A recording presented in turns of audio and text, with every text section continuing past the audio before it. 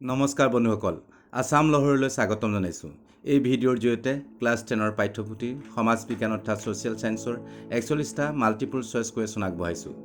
এই ভিডিঅ'ত প্ৰশ্নটো পাঠ কৰাৰ 5 ছেকেণ্ড সময়ৰ পিছত উত্তৰটো পাব। তাৰ আগেয়ে আপোনালোকে উত্তৰটো নিৰ্ণয় কৰিবলৈ চেষ্টা কৰি চাব পাৰে। আহক আগবাঢ়ো প্ৰশ্নোত্তৰ শিতানলৈ। বংগ বিভাজন কাৰ্যকৰী হৈছিল 1901 চনত, 1906 চনত, 1905 চনত, 1904 চনত। শুদ্ধ উত্তৰ চি 1905 চনত। ভাৰতৰ জাতীয়তাবাদৰ প্ৰাণকেন্দ্ৰ বুলি কোন ঠাইক অভিহিত কৰা হয়? দিল্লী, বাংলাদেশক, বংগদেশক, ঢাকাক। শুদ্ধ উত্তৰ চি বংগদেশ। অসম নামৰ প্ৰদেশখন গঠন হৈছিল 1874 চনত, 1884 চনত, 1885 চনত, 1887 চনত। শুদ্ধ উত্তৰ এ 1874 চনত 7 ফেব্ৰুৱাৰীত। বন্দে মাতৰম নামৰ সংবাদপত্ৰৰ সম্পাদক কোন আছিল? সুৰেন্দ্ৰনাথ বন্দ্যোপাধ্যায়, বংকিম চন্দ্ৰ চট্টোপাধ্যায়, ৰবীন্দ্ৰনাথ ঠাকুৰ, ঋষি অৰবিন্দ ঘোষ। ইয়াৰ শুদ্ধ উত্তৰ ঋষি অৰবিন্দ ঘোষ, ডি। মুছলিম লীগ স্থাপনৰ নেতৃত্ব বহন কৰা ব্যক্তিগৰাকী হ'ল মহম্মদ আলী জিন্না, নবাব ছলিমুল্লাহ, হেমপ্ৰভা মজুমদাৰ, নবাব ইকবাল। শুদ্ধ উত্তৰ বি নবাব ছলিমুল্লাহ। দ্বিতীয় ঘূৰণীয়া মেজমেল অনুষ্ঠিত হৈছিল 1913 চনত, 1923 চনত, 1931 চনত, 1932 চনত। ইয়াৰ শুদ্ধ উত্তৰ চি 1931 চনত। মোক তেজ দিয়া, মই তোমালোকক স্বাধীনতা দিম। উক্ত কথাফাকি কাৰ? সীমান্ত গান্ধীৰ, সুভাষ চন্দ্ৰ বসুৰ, মহাত্মা গান্ধীৰ, লাল বাহাদুৰ শাস্ত্ৰী। শুদ্ধ উত্তৰ বি সুভাষ চন্দ্ৰ বসুৰ। ব্ৰিটিছসকলে কেতিয়া ভাৰত স্বাধীন আইনৰ অনুমোদন জনাইছিল? ফেব্ৰুৱাৰী 1947, জুন 1947, জুলাই 1947, মাৰ্চ 1947। ইয়াৰ শুদ্ধ উত্তৰ চি জুলাই 1947। সত্যাগ্ৰহৰ ভিত্তি হ'ল অহিংসা, স্বৰাজ, সত্য, গ্ৰাম্য।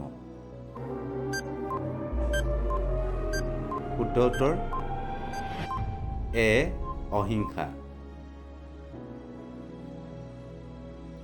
গান্ধীজীয়ে কৰিম কিম্বা মৰিম শ্লোগানটো কোনটো আন্দোলনৰ সময়ত দিছিল? সত্যাগ্ৰহ, ভাৰত ত্যাগ, অসহযোগ, আইন অমান্য। শুদ্ধ উত্তৰ পি ভাৰত ত্যাগ। গান্ধীৰ দাণ্ডী যাত্ৰা আৰম্ভ হৈছিল 1930 চনৰ 12 মাৰ্চত, 1930 চনৰ 17 মাৰ্চত, 1931 চনৰ 2 মাৰ্চত, 1931 চনৰ 12 মাৰ্চত। ইয়াৰ শুদ্ধ উত্তৰ গান্ধী দাণ্ডী যাত্ৰা আৰম্ভ হৈছিল 1930 চনৰ 12 মাৰ্চত। আজাদ হিন্দ ফৌজ জন্ম হৈছিল জাৰ্মানীত, ছিংগাপুৰত, জাপানত, ভাৰতবৰ্ষত। ইয়াৰ শুদ্ধ উত্তৰ হ'ল চি জাপানত। অসম ব্ৰিটিছৰ অধীনলৈ আহিছিল এ 1824 চনত, বি 1828 চনত, চি 1826 চনত, ডি 1830 চনত। চি শুদ্ধ উত্তৰ 1826 চনত। জয়ন্তীয়া ৰাজ্য ইংৰাজীৰ হাতলৈ যায় এ 1830 চনত, বি 1845 চনত, চি 1835 চনত, ডি 1861 চনত। এই প্ৰশ্নৰ শুদ্ধ উত্তৰ চি 1835 চনত। অসমত দাস প্ৰথা নিষিদ্ধ কৰা হৈছিল এ 1840 চনত, বি 1843 চনত, চি 1841 চনত, ডি 1845 চনত। ইয়াৰ শুদ্ধ উত্তৰ বি 1843 চনত। ফুলগুৰি ধেৱা কিমান চনত সংঘটিত হৈছিল? 1851 চনত, 1861 চনত, 1863 চনত, 1856 চনত। এই প্ৰশ্নৰ শুদ্ধ উত্তৰ বি 1861 চনত। ৰঙিয়াৰ কৃষক বিদ্ৰোহ কেতিয়া সংঘটিত হৈছিল? 1857 চনত, 1861 চনত, 1881 চনত, 1894 চনত। ইয়াৰ শুদ্ধ উত্তৰ ডি 1894 চনৰ 24 ডিচেম্বৰত।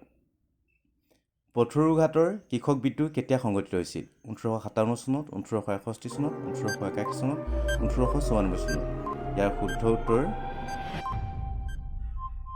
ডি 1894 চন চিপাহী বিদ্ৰোহ কেতিয়া সংঘটিত হৈছিল 1857 চনত 1861 চনত 1881 চনত 1894 চনত ইয়াৰ শুদ্ধ উত্তৰ এ 1857 চনৰ 10 মে'ত ব্ৰিটিছৰ কৰতলীয়া আহোম ৰজাজনৰ নাম আছিল পুৰন্দৰ সিংহ গোমধৰ কোঁৱৰ কন্দবেশ্বৰ সিংহ গদাধৰ সিংহ শুদ্ধ উত্তৰ এ পুৰন্দৰ সিংহ মণিৰাম দেৱান আৰু পিয়লি বৰুৱাক কিমান চনত ফাঁচি দিয়া হৈছিল 1857 চনত 1858 চনত 1860 চনত 1861 চনত এই প্ৰশ্নৰ শুদ্ধ উত্তৰ বি 1858 চনত 26 ফেব্ৰুৱাৰী ইয়াণ্ডাবু সন্ধি কেতিয়া হৈছিল 1826 চনত 1837 চনত 1870 চনত 1884 চনত শুদ্ধ উত্তৰ এ 1826 চনত 26 ফেব্ৰুৱাৰী অসমত বাংলা ভাষাৰ প্ৰচলন কেতিয়া হৈছিল 1826 চনত 1837 চনত 1870 চনত 1884 চনত শুদ্ধ উত্তৰ বি 1837 চনত বাংলা ভাষাৰ ঠাইত অসমত অসমীয়া ভাষাৰ পুনৰ প্ৰচলন কেতিয়া হৈছিল 1826 চনত 1837 চনত 1870 চনত 1884 চনত ইয়াৰ শুদ্ধ উত্তৰ চি 1870 চনত গুৱাহাটী বিশ্ববিদ্যালয় কেতিয়া স্থাপিত হৈছিল এ 1947 চনত বি 1948 চনত চি 1949 চনত ডি 1960 চনত ইয়াৰ শুদ্ধ উত্তৰ বি 1948 চনত 26 জানুৱাৰীত অসম কৃষি বিশ্ববিদ্যালয় কেতিয়া স্থাপন হৈছিল 1947 চনত 1948 চনত 1949 চনত 1969 চনত ইয়াৰ শুদ্ধ উত্তৰ ডি 1969 চনত গুৱাহাটী চিকিৎসা মহাবিদ্যালয় আনুষ্ঠানিকভাৱে কেতিয়া আৰম্ভ হয় 1947 চনত 1948 চনত 1949 চনত 1960 চনত ইয়াৰ শুদ্ধ উত্তৰটো হ'ল ডি 1960 চনত 20 ছেপ্টেম্বৰত অসম চিকিৎসা মহাবিদ্যালয় আনুষ্ঠানিকভাৱে কেতিয়া নামাঙ্কিত হয় 1947 চনত 1948 চনত 1949 চনত 1960 চনত ইয়াৰ শুদ্ধ উত্তৰটো হ'ল এ 1947 চনত 3 নৱেম্বৰত অসহযোগ আন্দোলনৰ সময় 1920 পৰা 1922 চন 1930 পৰা 1934 চন 1932 পৰা 1939 চন 1940 পৰা 1942 চন শুদ্ধ উত্তৰ এ 1920 পৰা 1922 চন জালিয়ানাবাগৰ হত্যাকাণ্ড কিমান চনত সংঘটিত হৈছিল 1861 চনত 1857 চনত 1994 চনত 1919 চনত শুদ্ধ উত্তৰটো হ'ল ডি 1919 চনত আইন অমান্য আন্দোলনৰ সময় 1920 পৰা 22 1930 পৰা 34 1932 পৰা 39 1940 পৰা 1942 চন ইয়াৰ শুদ্ধ উত্তৰটো হ'ল ডি 1940 পৰা 1942 চন দ্বিতীয় বিশ্বযুদ্ধ কিমান চনত আৰম্ভ হৈছিল 1914 চনত 1915 চনত 1917 চনত 1939 চনত ইয়াৰ শুদ্ধ উত্তৰটো হ'ল ডি 1939 চনত ভাৰত ত্যাগ আন্দোলন কিমান চনত হৈছিল 1920 চনত 1930 চনত 1939 চনত 1942 চনত শুদ্ধ উত্তৰ ডি 1942 চনত প্ৰথম বিশ্বযুদ্ধ কিমান চনত আৰম্ভ হৈছিল 1914 চনত 1915 চনত 1917 চনত 1919 চনত ইয়াৰ শুদ্ধ উত্তৰ অৰ্থাৎ প্ৰথম বিশ্বযুদ্ধ আৰম্ভ হৈছিল এ 1914 চনত ভাৰতীয় সংবিধানৰ চৰকাৰী ভাষা হিচাপে স্বীকৃত প্ৰধান ভাষা কেইটা এ 22টা বি 15টা চি 18টা ডি 25টা ইয়াৰ শুদ্ধ উত্তৰ এ 22টা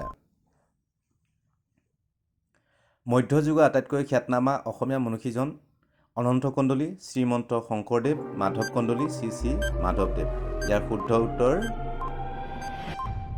বি শ্ৰীমন্ত শংকৰদেৱ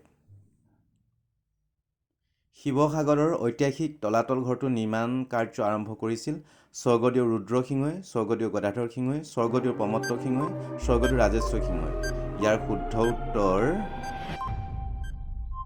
এ স্বৰ্গদেউ ৰুদ্ৰসিংহই। অসমৰ প্ৰথম বাৰ্তালোচনী অৰুণোদয় প্ৰকাশ হৈছিল 1837 চনত, 1845 চনত, 1840 চনত, 1846 চনত। ইয়াৰ শুদ্ধ উত্তৰ ডি 1846। অসমীয়া ভাষা উন্নতি সাধিনী সভা কেতিয়া গঠন হৈছিল? 1888 চনত, 1873 চনত, 1988 চনত, 1947 চনত। ইয়াৰ শুদ্ধ উত্তৰ এ 1888 চনত। 1903 চনত কোনে আছাম এছ'চিয়েশ্যন গঠন কৰিছিল? পদ্মনাথ গোহাঁই বৰুৱাই, হেমচন্দ্ৰ গোস্বামীয়ে, নবীন চন্দ্ৰ বৰদলৈ, মাণিক চন্দ্ৰ বৰুৱাই।